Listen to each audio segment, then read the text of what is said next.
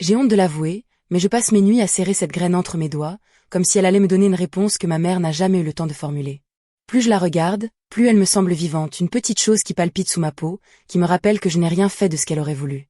Et ce que je ne dirai à personne, c'est que, ce soir encore, j'ai posé mes lèvres dessus en espérant qu'elle germe dans ma bouche. Je suis allongée sur le dos, les yeux ouverts dans le noir, et je la vois encore. Petite chose marron clair, ridée comme un vieux doigt, posée au centre de ma paume. Elle pesait presque rien. Elle contenait tout. Il est 3 heures du matin, je crois.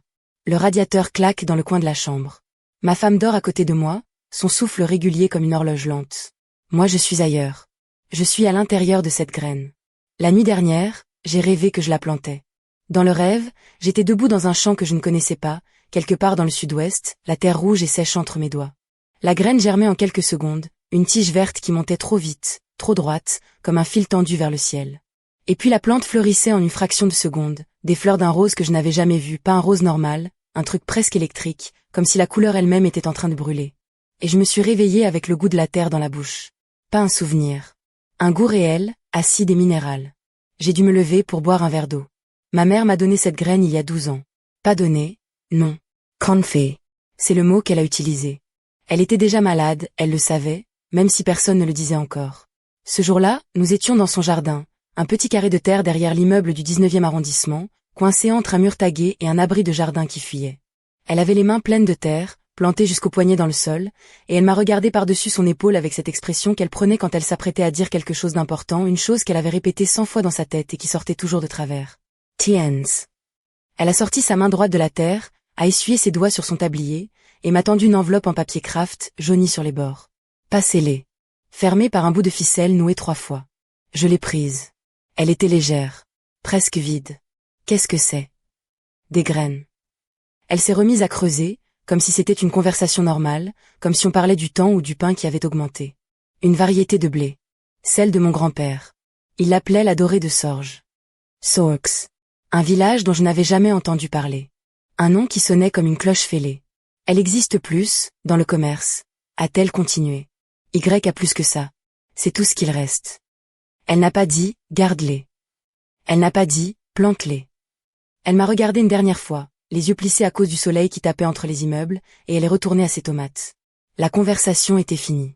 Je suis restée là, debout, l'enveloppe dans la main, à me demander ce que j'étais censée faire de ce truc.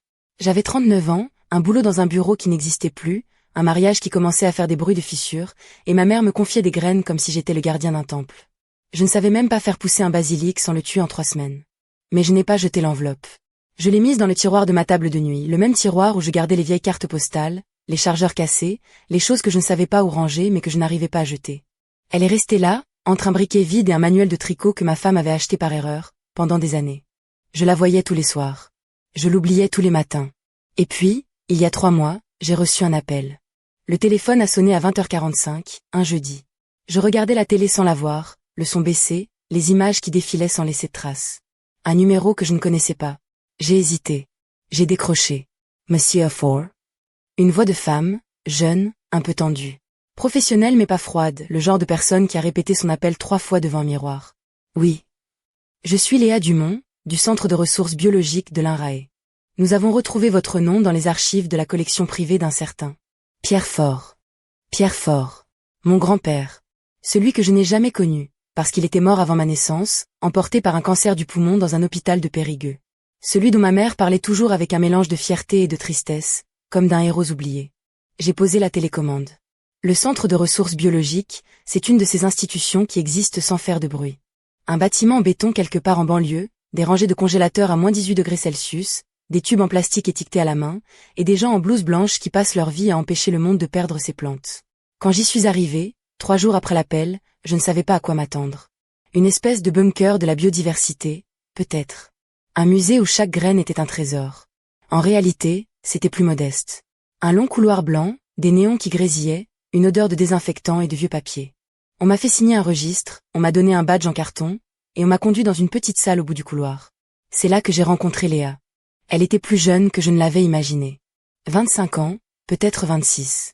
Des cheveux bruns tirés en queue de cheval, des lunettes rectangulaires, les ongles rongés. Elle tenait un dossier bleu contre sa poitrine comme un bouclier. Elle m'a serré la main un peu trop vite, un peu trop fort, puis elle a ouvert le dossier. Votre grand-père, Pierre Faure, était l'agriculteur près de Sorges, en Dordogne, a-t-elle commencé. Il cultivait principalement du blé, du maïs, un peu de tournesol. Mais ce qui nous intéresse, c'est une variété particulière de blé tendre, qu'il a maintenue en culture de 1952 à 1987. Elle a sorti une feuille et l'a posée sur la table. Un tableau avec des dates, des rendements, des notes manuscrites dans une écriture serrée et appliquée. L'écriture de mon grand-père. Je l'avais déjà vue, sur la seule lettre qu'il avait écrite à ma mère et qu'elle avait gardée pliée dans son missel. Et là, dans ce bureau froid, je compris que la graine que ma mère m'avait confiée n'était pas un souvenir, mais une question posée à laquelle je n'avais pas encore su répondre.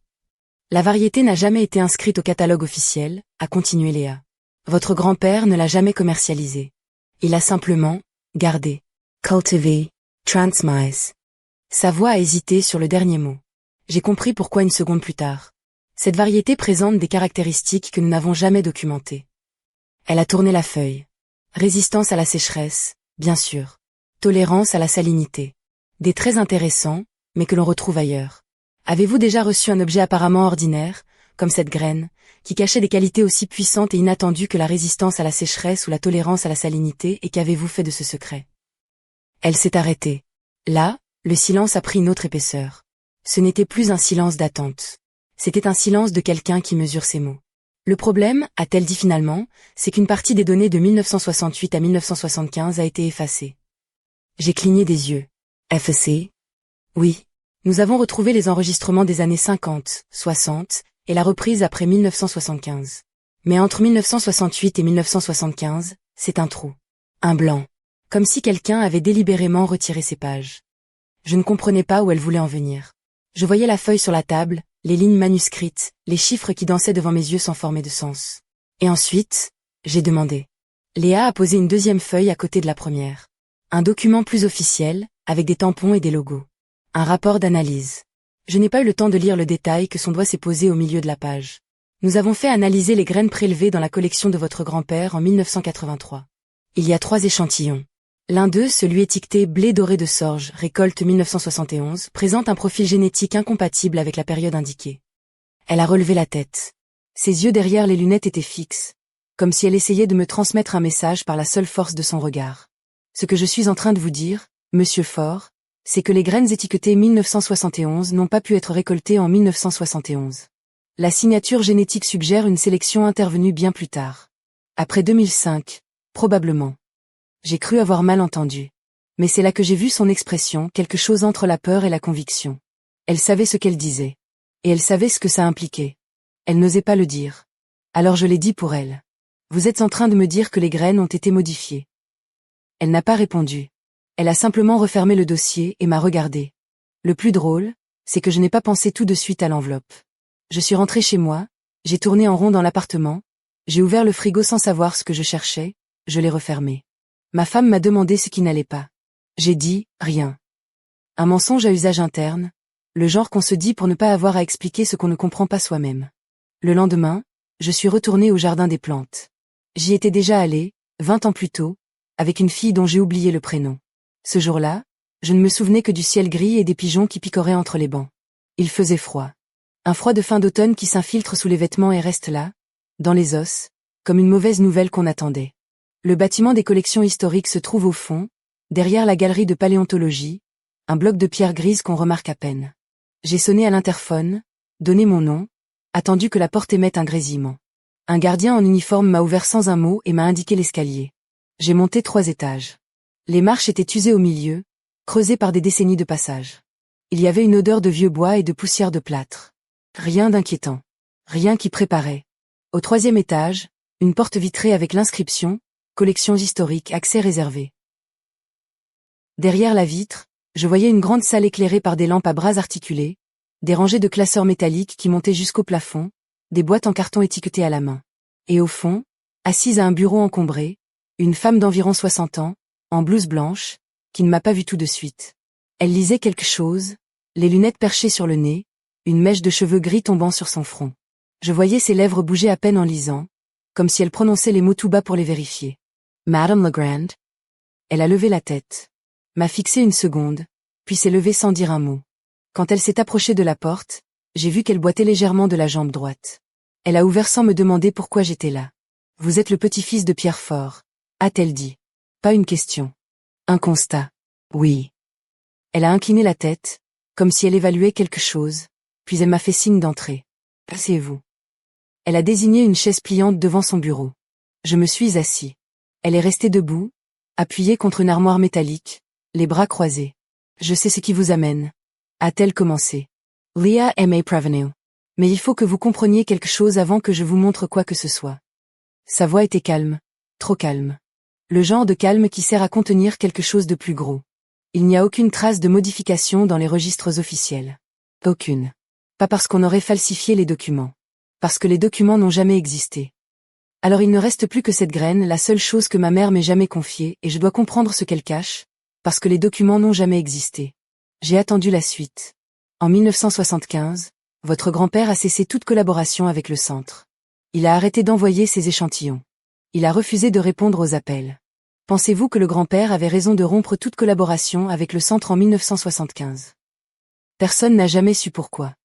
Elle s'est tournée vers l'armoire, en a ouvert un tiroir, et en a sorti un dossier épais, cartonné, maintenu par un élastique jaune. Elle l'a posé sur la table sans le décacheter. Ce dossier contient toute la correspondance entre votre grand-père et l'INRAE de 1952 à 1975. Elle a tapoté le carton du bout des doigts. Les lettres de 1968 à 1975 sont au complet. Mais regardez la date du dernier cachet de la poste. J'ai ouvert le dossier. Les premières lettres étaient jaunies, l'encre passée. Je les ai feuilletées rapidement, cherchant la date. Elle était là, au dos de la dernière enveloppe. Un timbre froissé, et dessous, lisible malgré l'usure. 24 mars 1975. Parfait, j'ai dit. Donc il a arrêté en 1975, comme vous l'avez dit. Mais Léa m'a parlé de modifications qui auraient eu lieu après 2005. C'est quoi, le lien ? Madame Legrand retirait ses lunettes, les a nettoyées avec un PAN de sa blouse, et m'a regardé droit dans les yeux. Le lien, c'est que les graines que nous avons analysées n'ont pas pu être modifiées par votre grand-père. Il était mort depuis 5 ans en 2005. J'ai eu un blanc. Elle a continué, sa voix toujours égale. Alors qui les a modifiées ? Et pourquoi les a-t-on étiquetées comme si elles venaient de sa récolte de 1971 ? J'ai senti ma gorge se serrer. Pas de la peur. Quelque chose de plus sourd. De plus vieux. Je ne sais pas. J'ai dit. Moi non plus, a-t-elle répondu. Mais je sais que votre mère avait accès aux archives de son père. Elle est venue ici en 2003. Ma mère. Evidement. Pourquoi ? Elle ne nous l'a pas dit exactement. Elle a demandé à voir les dossiers des années 70. On lui a montré. Et elle est partie sans rien dire. Madame Legrand a ouvert le dossier et a sorti une feuille que je n'avais pas vue. Une photocopie en noir et blanc, un peu floue. Une liste de noms de variétés. En face de chaque nom, une date et une initiale. C'est un registre de transfert. En octobre 2003, votre mère a emprunté 3 échantillons de la collection de votre grand-père. Elle les a rendus en janvier 2004. Elle a retourné la feuille. De l'autre côté, il y avait une annotation manuscrite. Mais quand elle les a rendus, l'un des échantillons portait une étiquette différente. Une étiquette qui datait, en réalité, de 2005. Je suis resté silencieux. Tout devenait plus clair, et en même temps plus trouble. Votre mère a modifié les graines, monsieur Fort. Elle a remplacé l'échantillon original. Et elle a laissé une copie qu'elle avait modifiée dans les archives. Pendant que l'original. Elle me l'a donné, j'ai fini à sa place. Et maintenant, je suis allongé dans le noir à 3 heures du matin, et je pense à cette enveloppe dans le tiroir de ma table de nuit. Je ne l'ai jamais ouverte. Je ne sais pas ce qu'il y a dedans. Des graines que mon arrière-grand-père a semées dans un champ de Dordogne en 1952, peut-être. Ou une variété modifiée que ma mère a créée en secret, dans un petit laboratoire improvisé, sans rien demander à personne. Je ne sais pas si c'est un trésor ou un mensonge. Mais ce que je sais, ce que je n'arrive pas à oublier, c'est son visage ce jour-là, dans le jardin. Ses mains plantées dans la terre. La façon dont elle m'a regardé, comme si elle me confiait la seule chose qui comptait vraiment. J'ai fini par me lever. La chambre est froide. Mes pieds nus sur le parquet, le clavier de l'ordinateur qui s'allume dans l'obscurité. La lumière bleue de l'écran me brûle les yeux. Est-ce que vous avez déjà eu cette sensation, que vous êtes en train de déterrer quelque chose qu'on avait enterré exprès, et que la seule personne qui pourrait vous donner la réponse n'est plus là ? Ma mère est morte en 2014. Je ne lui ai jamais demandé ce qu'elle avait fait. Je ne savais pas qu'il fallait demander. J'ouvre le tiroir. L'enveloppe est toujours là, entre le briquet vide et le manuel de tricot. La ficelle est nouée 3 fois, comme le jour où elle me l'a donnée. Je la prends. Je la pèse dans ma main. Rien n'a changé. Elle pèse toujours presque rien. Demain, je vais la porter au centre. Je vais demander une analyse complète. Et je vais enfin savoir ce que ma mère a fait de ces graines. Mais pas maintenant. Maintenant, je suis assis dans le noir, l'enveloppe posée devant moi sur le bureau, et je croise les bras dessus, comme si je la protégeais de quelque chose. Il est 3h23. Ma femme dort toujours. Je reste là jusqu'à ce que le jour se lève. Ces graines que ta mère t'a confiées sans un mot, tu les aurais plantées ou gardées dans un tiroir toute ta vie. Si le poids de ce qui ne se dit pas t'a serré la gorge, c'est exactement pour ça que tu cliques sur j'aime. Toi qui portes encore un souvenir que personne d'autre ne comprend, cette chaîne est ton tiroir.